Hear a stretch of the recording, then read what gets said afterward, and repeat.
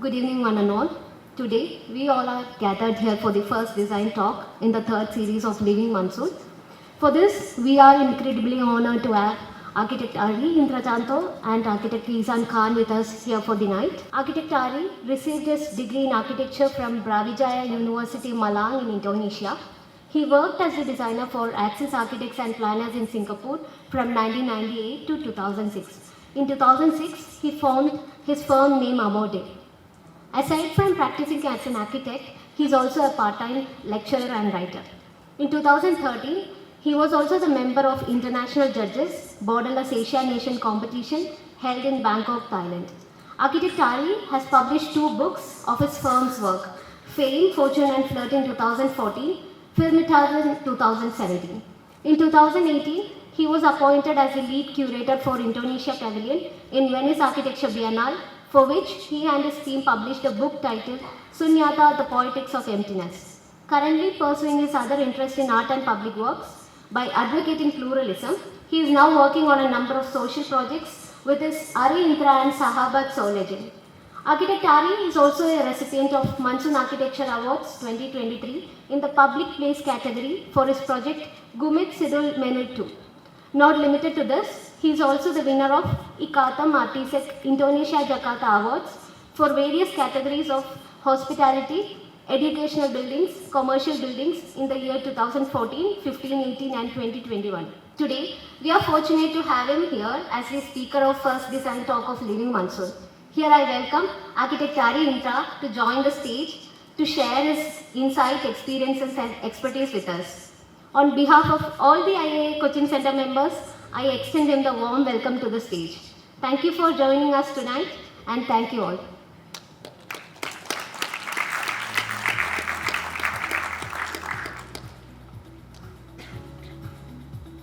Hi, good evening everyone in Kochi.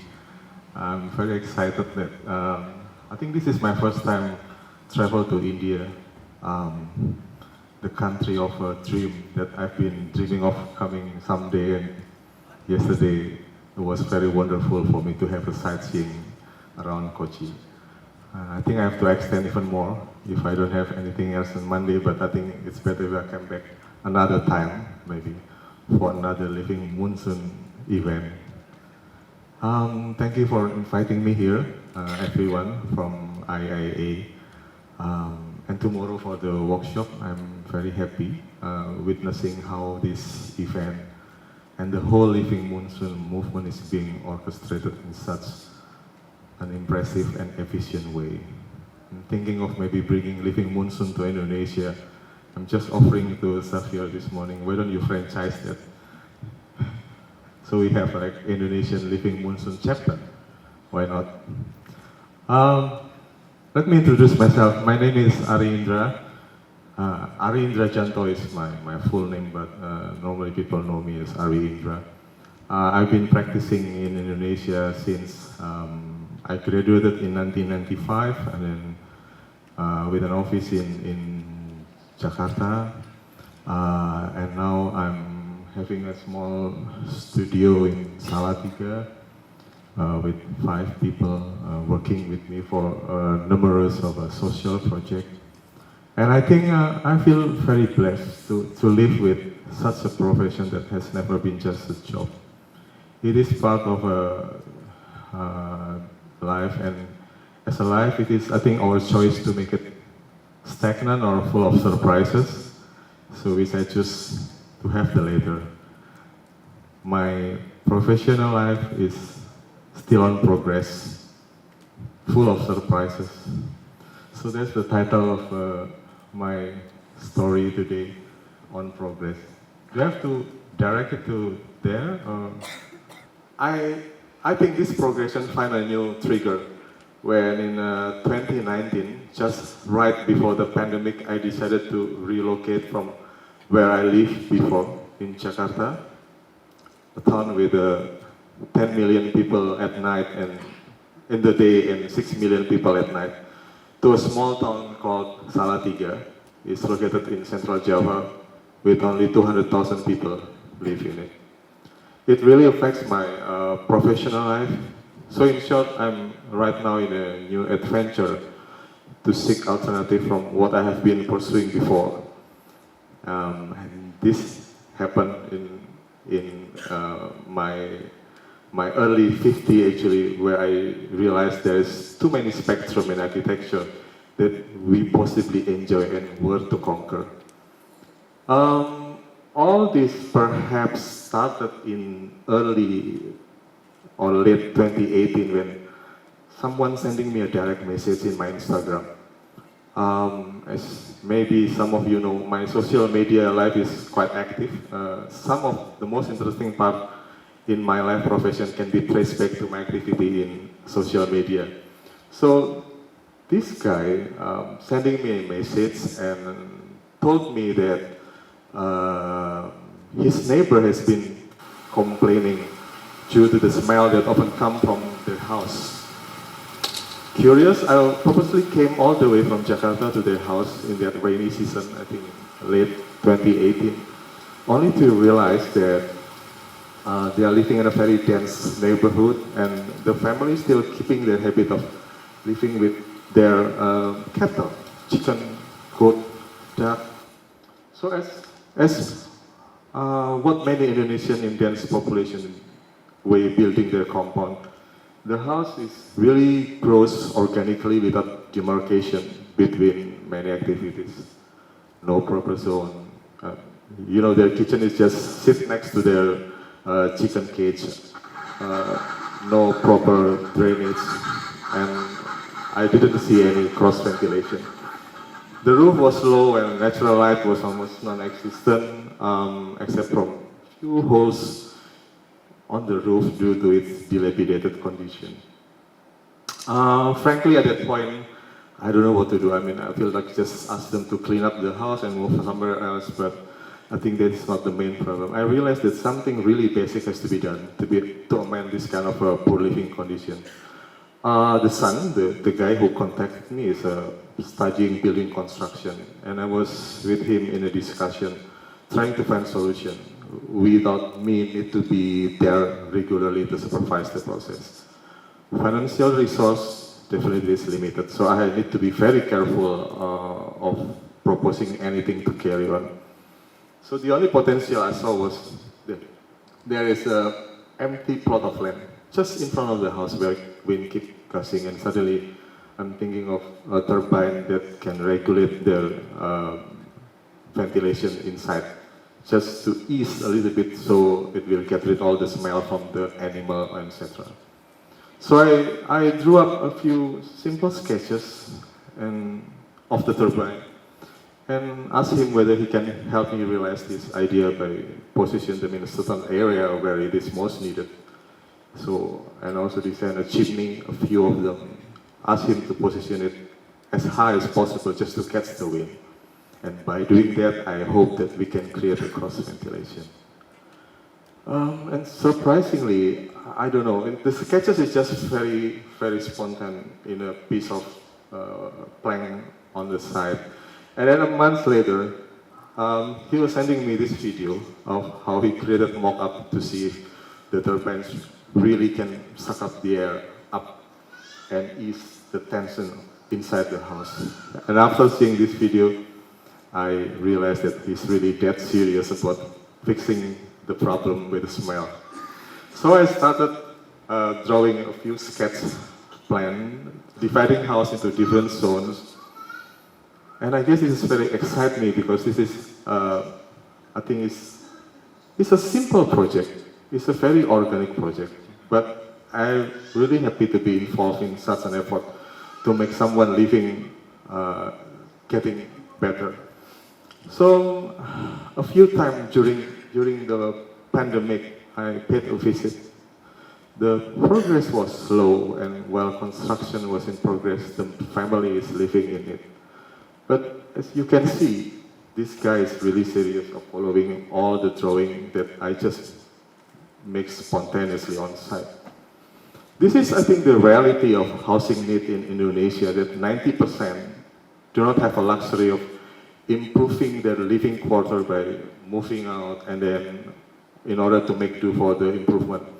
I remember the worker was still doing dirty work the last time I came to the house. And then one day, suddenly I received, a normal picture of a family having dinner together in my text message with the caption, "Now, finally my family has a proper place to sit and have dinner together." My architect friend keep asking me when I show them this picture, where is this architecture? Whereas to me this is a simple thing, but it's such a big leap for a family who used to stay in such a poor living condition. I told all my architect friends that the best part of architecture lays on the intangible factor, not the physical things that we can clearly see. You see, the color of the staircase, of course, is nice. There will be daylight penetrating to the room. But you also can feel that there is a relief in the family that they can finally be able to enjoy dinner together in a proper place. So, the mother is also able to cook and find the best place to prepare for his family. I think the best architecture to me start from this point is that when you don't have to dictate the way the user move or use, just give them a freedom to conduct their life. And now the animal has their own space on the left side, and the courtyard a bit small, giving the house ample space to breathe. And this is the guy who's contacting me in the Instagram, taking a picture with 2 of the 5 turbines on the roof to make the house breathe better and get rid of the smell that used to be part of daily life. So if you ask me, do the neighbors still complain about the smell? I don't know. But I hope they will see this house as an example of how living simply and healthy really matters for this small family. So as I said, the idea of intangible aspect in architecture and then become really important to me when I realized that something what you cannot see sometimes is the most important thing. So as much as I'm concerned, the idea of releasing our eye from architecture spectacle and giving more portion towards experiential ambience has been becoming one of my pet subjects.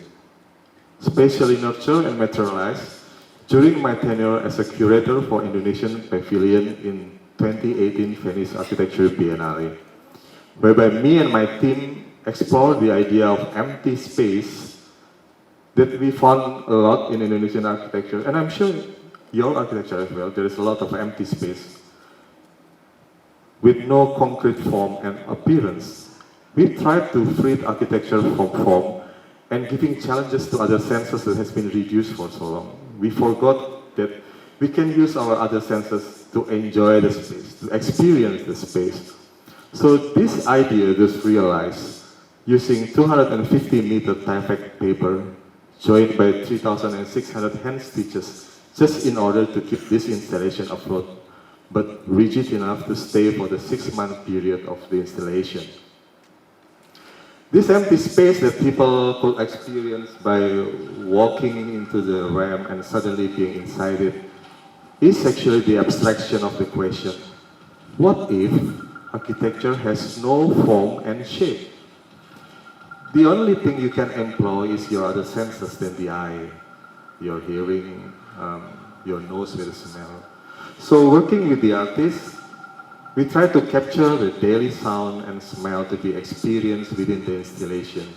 And then we notice when your eye's capability is being reduced, your other senses will substitute it.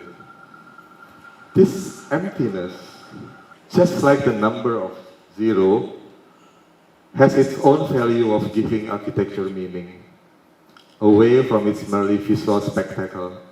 And this observation giving me guidance on how the next architecture should be. While visual is inseparable, giving meaning towards other aspects becoming more important to me. And you may asking me why this intangible aspect suddenly taking part more in my next work of architecture. Because I've been living with physical form of architecture for almost like 15, 20 years since I formed my first studio in Jakarta in 2006. predictably, or perhaps uncontrollably, a small studio of 5 people grow to become 45 at the moment. And the need to pursue bigger project scale to fulfill everything has produced buildings that sometimes forego the possibility of giving meaning. This is the museum that we did in Jakarta, with the interior that was part of the renovation of the existing building. And this is the Indonesia Arena that has just been completed 4 months back as part of Indonesian effort to win World Cup for the basketball, FIBA basketball competition. But I'm not going to tell you all this project because you can find this easily in the internet. I will tell you what I'm doing right now that to me will give us a few new layers of what architecture could be. So my choreograph moved to permanently reside in Salatiga, understandably based on the quest to pursue different type of architecture that in my later stages of my personal life have been really important. So this is where I live now, surrounded by 7 mountains and 1 big lake on the northern part.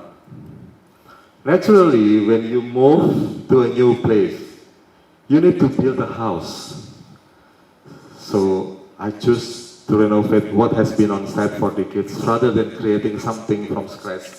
Because as you know, as an architect, it will take forever to build a new house. So I need it fast. So fast I do, there is almost no detailed drawing. This is the existing house that has been sitting in the plot of land that now I'm occupying. Every material that could be saved has to be reused. From this old typology of a Japanese house, it's always dark, small window, there is almost no fresh air going inside the house. I try to reuse whatever I can use. So even the rafter and the tile roof, I have to reuse it back. What I need to change is the wall. As a typical Japanese traditional house, usually very dark, with just a small penetration for light and air to go inside the house. So working with local worker, I sometimes need to find the most communicative way of conveying the design. So not to waste my time drawing on a paper which they won't understand, I draw the plan directly on the soil floor using detergent powder as my pen. By doing this, it's easy for them to follow my guidance. So you ask me why detergent? Because it's heavy and it can be blue when the wind is coming. So the construction progress is progressing in such a way that my working relation with these local workers having a lot of fun between us as we find the best way to test our design is toward practice of building mock-up and create purpose error. And I gave them freedom to propose the best solution to overcome every single problem on site with me as a director. The material has to be easily found in material shop nearby. Hence, the decision to use 3mm thick sandwich polycarbonate for the main wall. The plan, decidedly very simple, with just 1 round space in the middle as a main bedroom and 4 corners as a daily support activity. I really wanted a small house, just a small house in the garden that acts like living in an apartment. So when it's needed, I can clean and take care of myself without any help. Practicality became my priority at the time as my previous house in Jakarta was way too big. There's 1 bathroom in the 2nd floor that I visit only once in 6 months because it's just way too big. So this house really fit my purpose of living simply in Salatiga. And here's the house, typology of a Japanese house with a slight twist to create cross ventilation. Light, airy space, bright, and simple. Which then naturally follow by the construction of my studio. Just 30 meters from my house. It's very near. So I can create a ritual of going to office in the morning. Well, normally, in the past 15 years, I spent like 2 hours just to reach my office. In these past 2 years, I only need 5 minutes by foot to my workspace, my open studio, whereby we all gather with my 5 architects in this new platform. There's no congestion, there's no traffic. The only disturbance is just a bird passing by. So my studio become a place of sort of communal gathering between my 5 architects, my neighbor, or whoever want to stop by. You know, when you're living in village, there's no gates. Everyone can just stop by. Everyone can just eat. You see, there's a lot of food there. And then we can talk, we can discuss, or whatever they need to do. And just like my social media earlier, this social space contribute in some of my latest work in Salatiga. So the place that I live right now is a very small village with just 40 households, and it was really tight-knit neighborhood. Many of them could be traced back, come from the same family trees. In order to be part of this community, I really need to strategize a start. So during the pandemic, I realized that the only mosque in this area was in need to be repaired. So I decided to initiate a renovation project based on a community work with the help of everyone in the village. The men will do all the construction work, and the ladies prepare logistics for all meals and necessary support needed. And that period where almost everyone need to stay at home, this renovation activity become a way to forget that miserable period of our life, where everyone hand in hand working together with very limited resources. Again, the strategy is to use whatever material available in a material shop nearby and appeals to the shop of paying them in installment. Financial helps also received from private donors. You know, I call this, I have a lot of friends in Jakarta. I call this money laundering. They will clean up the money by donating the money for this kind of project. It's a good way of money laundering. So it helps that some materials could be recycled and reconstructed as a new component of the mosque. Roof tiles become walls, and then glass from window reused as a skylight. So the result is like a concerted effort from everyone in the village. There is almost no authoritarian architect can be seen. In this way, they can do whatever they want in the mosque. And my role is just being a director, being an editor on the way they improve the term of space quality. So of course, it's not only stopping here, and this is the overall view of my small village with the mosque on the right-hand side. So when they need a gate for the village, they were asking for my advice. I proposed not to have a common gate like other villages, but instead building a watchtower with seashore that kids can use and play as a gathering space. They build it again as a community work, and to me this kind of acceptance is almost non-existent before, because their architecture vocabulary were rather limited.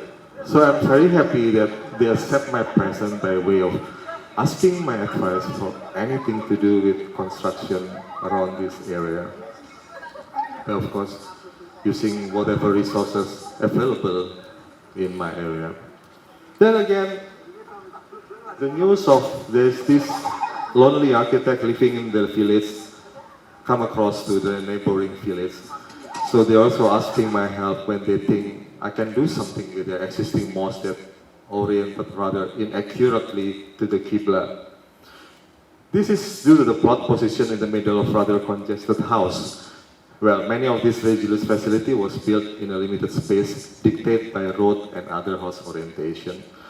So what I did is again change the orientation of the internal space without changing the perimeter wall, and again finding the donor to help for the development of this existing mosque.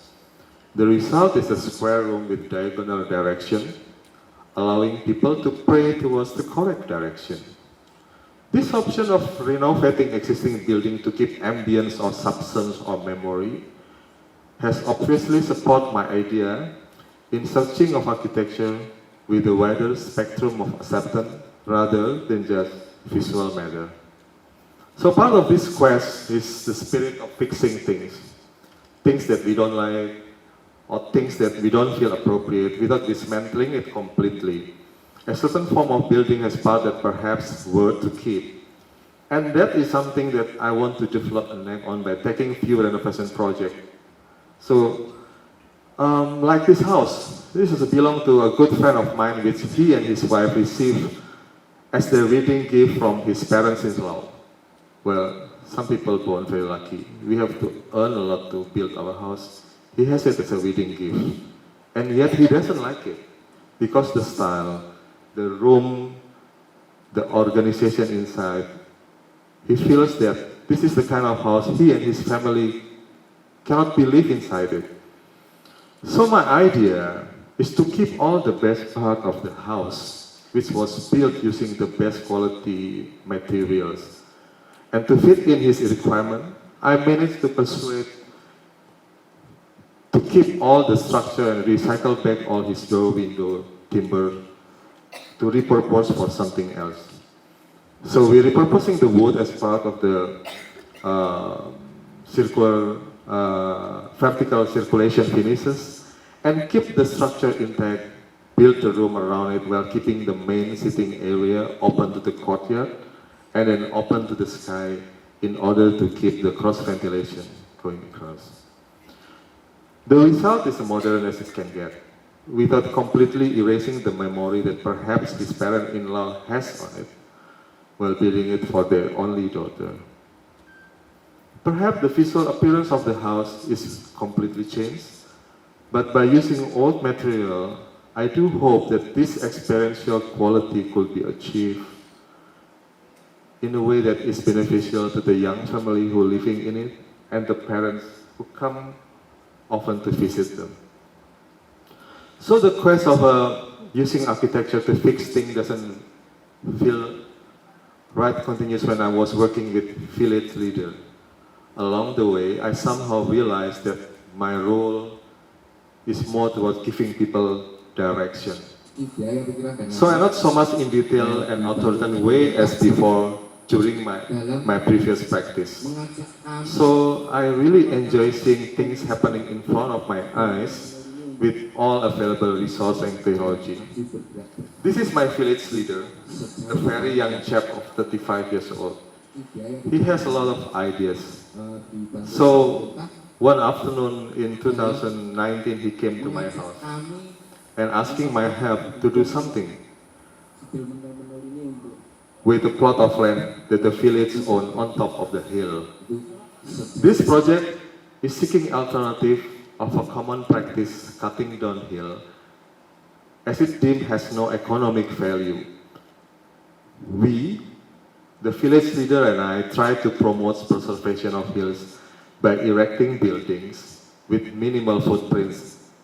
It's funded by Village Fund, a yearly program by Indonesian government, and it fosters a collaborative team of architects, local workers, and land artists in this collaborative effort. Our proposal to the town council was being rejected in the base that they don't have enough money to build such a spectacle. This is spectacle. This is not infrastructure. It's a spectacle.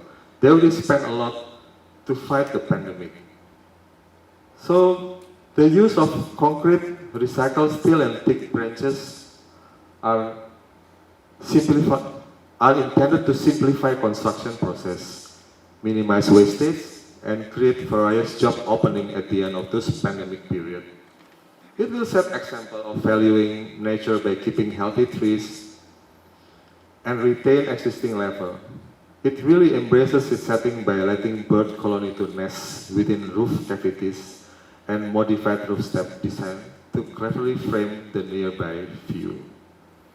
So the most interesting part working with this kind of community is that we have to act and work faster than the government regulation. Luckily, village fund has to be administered independently, and central government has relatively almost nothing to say as the land is also belong to the village. Nevertheless, bees always seek honey, so when the people start the groundbreaking, the town council suddenly offers some help. Of course, they want to take credit and claim them as their legacy. So here we go, the groundbreaking officiated by the mayor. This is the same guy who rejected our proposal earlier. And the most interesting part working in this kind of project is that technology is almost unavailable. So because the shape of the top of the building is round, so rather than using the right proper tools to measure point and everything, they use my body and the string and just going around to tap on the plant. Of course, it's not accurate, and the result hence is a building with an organic shape appropriately fits with the surrounding.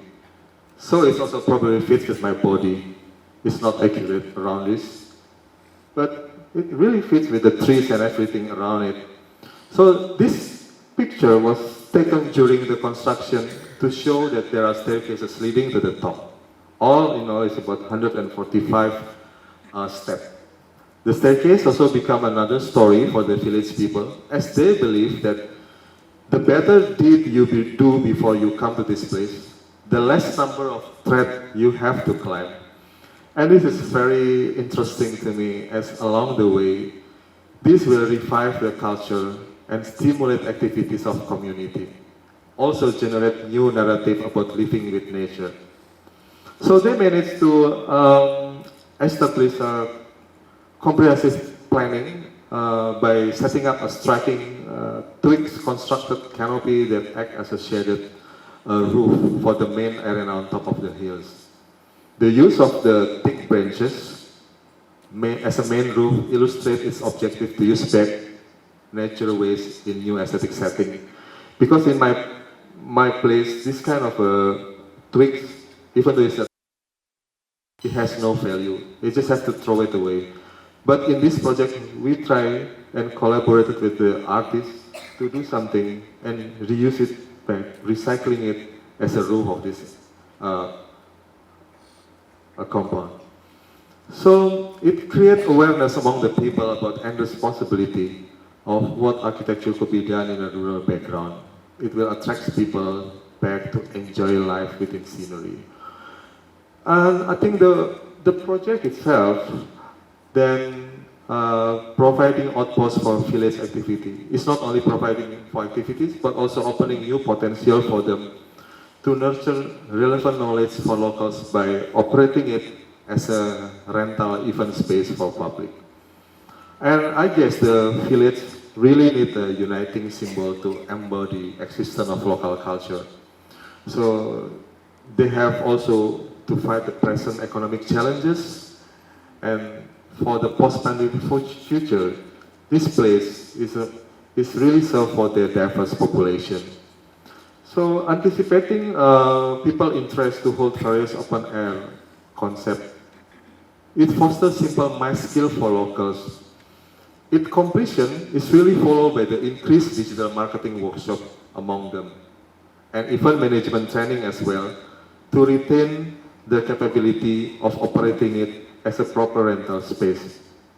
The traditional performance practice is also using this space. It really enhances social fabric and creating really new hope for equal opportunities for the village. When visitors start flocking the open venue, it triggers them the idea to monetize it professionally. So now, I really experienced it last week when the booking fee for visit or event is managed by a local team. It used to empower local enterprises for catering, for entertainment, photography, wedding organizer, and this kind of activity really generating modest side income for them, something that maybe almost not existent before.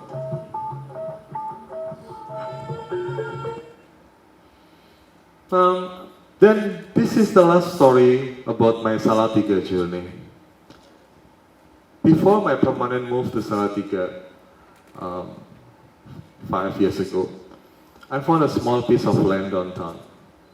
In the morning, I normally jog around and then I have a breakfast.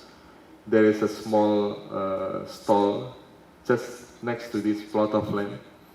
Then I keep wondering who's owning this land. It's a very small piece of land and it acts like a dumping ground for the neighbor. The location is prime location, just in the center of the town. So I kept thinking of what sort of usage fit to this parcel of land when I bought it. And I'm thinking of what can it be benefit to the city. Because of all this limitation, the option of building a small guest house seemed promising to me and potentially intriguing. So I started the design of building permit process, including asking special requests for the number of floors that could be built on this piece of land. This too narrow plot of land was really in the market for very long. There's no taker.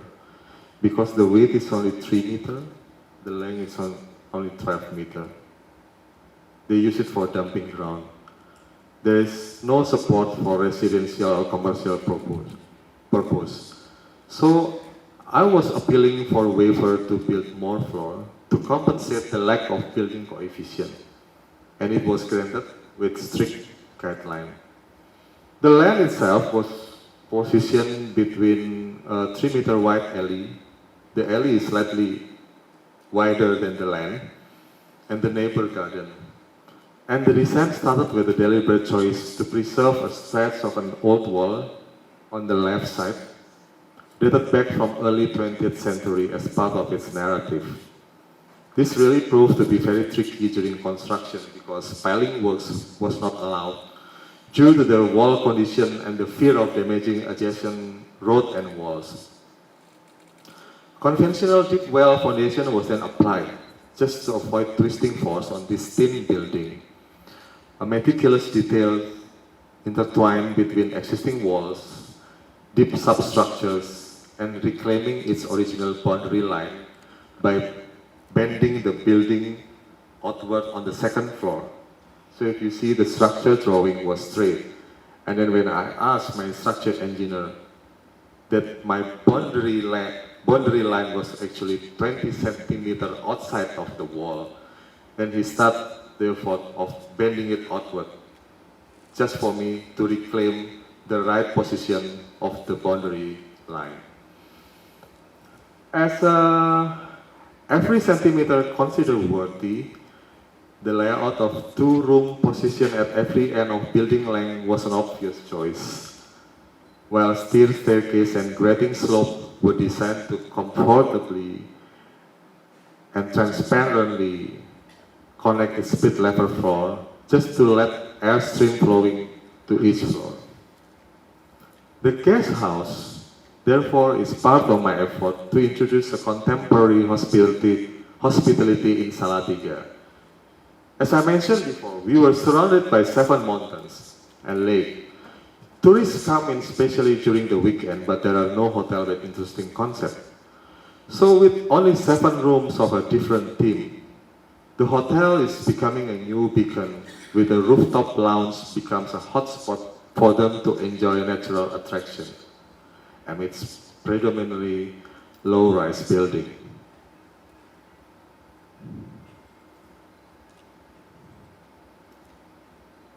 A 75 centimeter width vacuum lift, can you imagine 75 centimeter?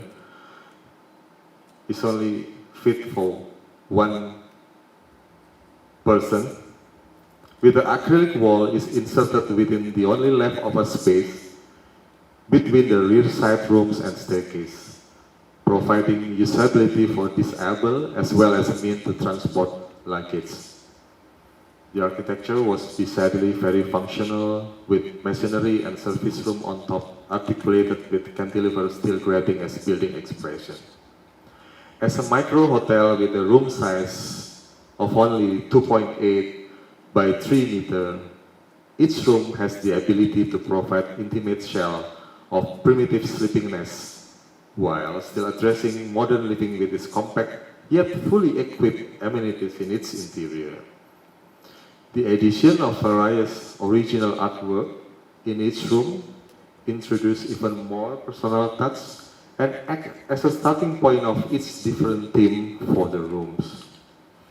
You know, this kind of an odd-shaped, odd-dimension plot of land as a product of an outdated land regulation, unplanned urban growth, and in this case, distribution of family inheritance was really a common problem in a small town in Indonesia.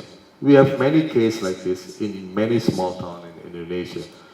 The lack of references and the strict red tape procedure resulting on this land is difficult to develop and being left mainly as a dumping ground, creating unsightly feature in urban scale.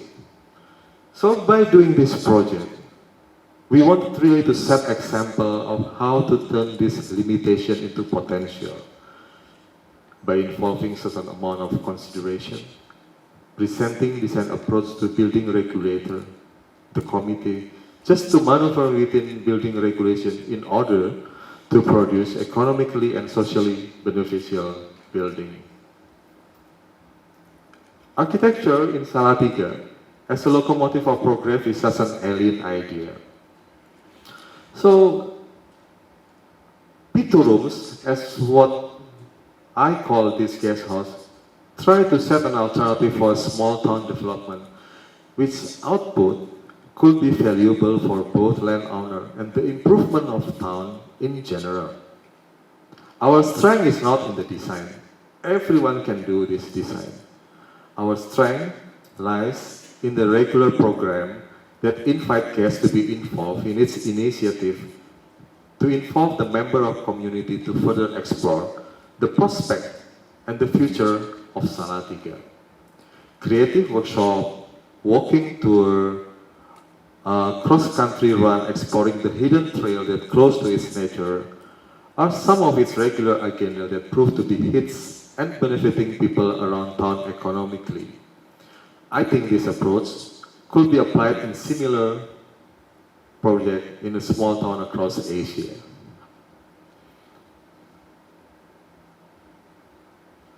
So the community life is really part of the strength of B2 rooms. We try to involve them, and this is how I found the term sociopreneur. So as an entrepreneur in this movement, I'm not getting richer by doing the hotel. I'm just making a living for other people, and I'm just trying to be a generator for activity around the town, and hopefully it will bring across Salatiga as the new up and coming town in Indonesia. So by this project, the town council realized that there is many things can be done with architecture. So they start approaching me with the design of a Salatiga museum. You know, Salatiga is the second oldest city in Indonesia. It's dated back somewhere just around 700 or 600 after AD. So it's very old town. But seems that nobody knows about this history, so this is the effort to introduce Salatiga to the wider audience in Indonesia. They also approached me to build another project, the social-based community project, learning from Gumuk Sidul, the one on the hill, by offering me an opportunity to build a water spring around the Salatiga. We have a lot of water springs. Some of them is just neglected, but the water is beautiful. The scenery is beautiful. So we wanted to do something on that, and that will evolve the way they can earn some side income for the people around this area. So this is the story of me and Salatiga. Hopefully one day you will come and visit me. And Xavier, let's do Living Monsoon in Salatiga. Thank you.